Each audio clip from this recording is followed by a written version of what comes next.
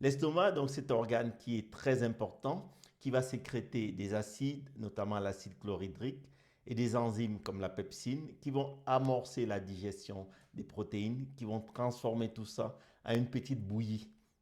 Et cette bouillie va passer une autre porte qu'on appelle le pylore pour se retrouver dans l'intestin grêle, une zone du tube digestif qui est remplie de plis, beaucoup de plis avec des replis, des villosités qui vont permettre sur cet intestin grêle de continuer les processus avec le chyme qui va transformer les aliments en petits fragments.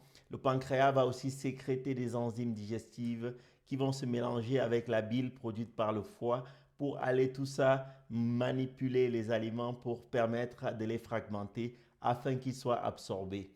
Et donc dans l'intestin grêle, c'est là où la majorité des nutriments sont absorbés pour passer ensuite dans le sang. Et qu'est-ce qui se passe par la suite? Tout ça va nous amener au côlon où les nutriments principaux ont été absorbés. Il reste un peu de mélange qui va à ce moment-là, les résidus non digérés, les fibres, l'eau, passer dans le côlon. Et une grande partie de l'eau et des électrolytes sont réabsorbés. Et donc le côlon va permettre de réabsorber une grande partie notamment du sodium, beaucoup d'eau par exemple. Et il y a aussi beaucoup de bactéries dans le côlon qui vont jouer un rôle aussi de fermentation de certaines fibres, produire des métabolites qui vont être aussi bénéfiques pour la santé.